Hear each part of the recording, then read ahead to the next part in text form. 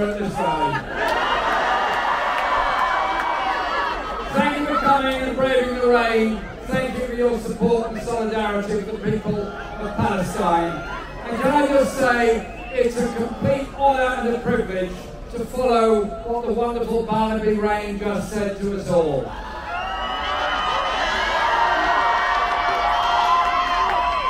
Because Barnaby spoke the truth.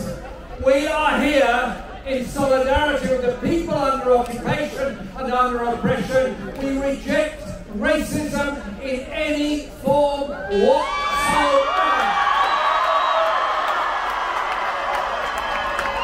Be it anti-Semitism, Islamophobia, far-right racism, or any other form of racism. Racism is designed to divide and weaken. Unity strengthens us. Solidarity strengthens us. Mobilization strengthens us.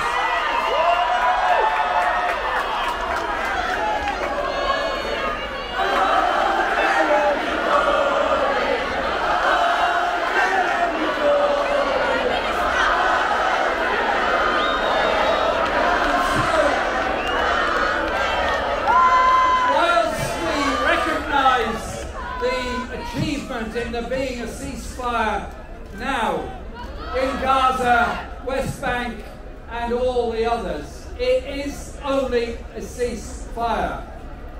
The issues that have to be addressed are the big ones. But I just say this, had there not been the global demonstrations of the past 2 weeks, had there not been demonstrations in so many towns and cities all over this country, if there had not been that wonderful global map of outpourings around the world in solidarity with the Palestinian people, I do not believe the ceasefire would have happened at all.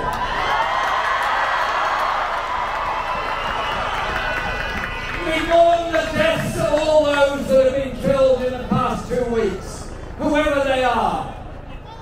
A Palestinian child, an Israeli child, Palestinian refugee, an aid worker, anyone who's been killed should not have lost their lives. Their homes should not be destroyed.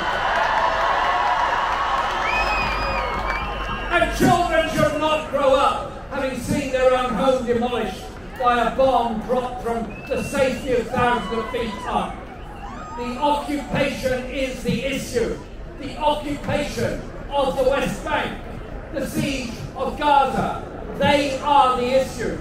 And so whilst the ceasefire is obviously a step forward, unless the fundamental issues are addressed, we will be here again. But I simply say this to those naysayers around the world. We, many of us in this field today, in this park today, have been on many demonstrations in support of the Palestinian people over many years. And we will be here as long as it takes.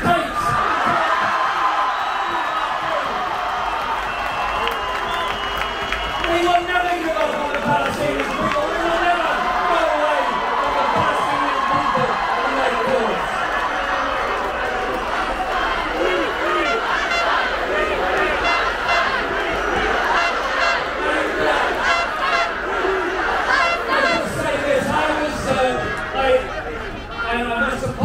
I was not marching on the march today from the embankment to here. And I'll explain why.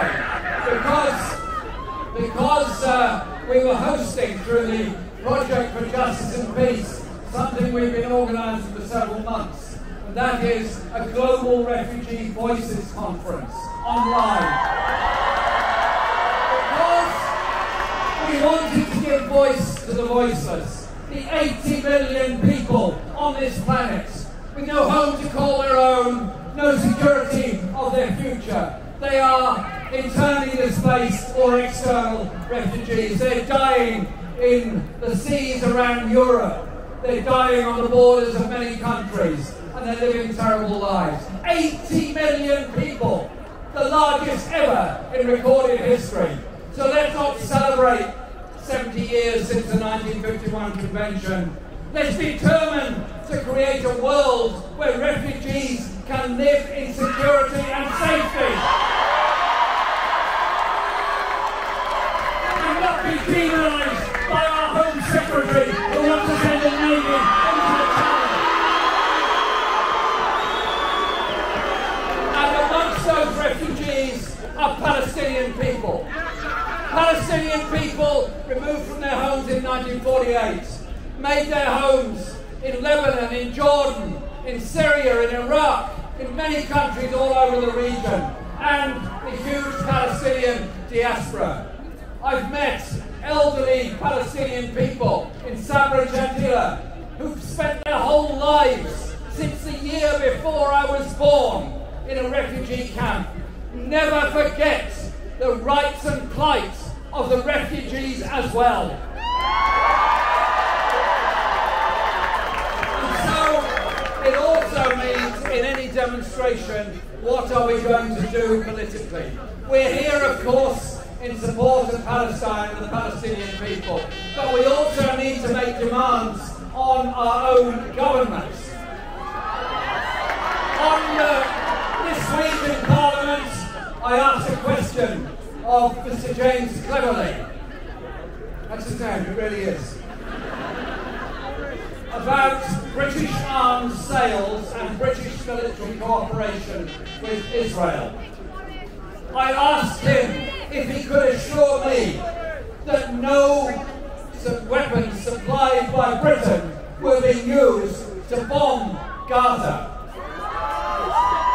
He could not give me that assurance. He could not answer my question on the nature of the security relationship between Britain and Israel.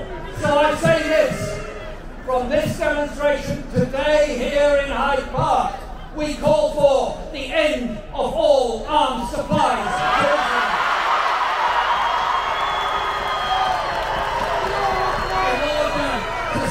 Life and help to bring about a peace. So we call, of course, for the end of the occupation. We call, of course, for the end of the siege of Gaza. I've had the privilege of visiting Gaza on a number of occasions.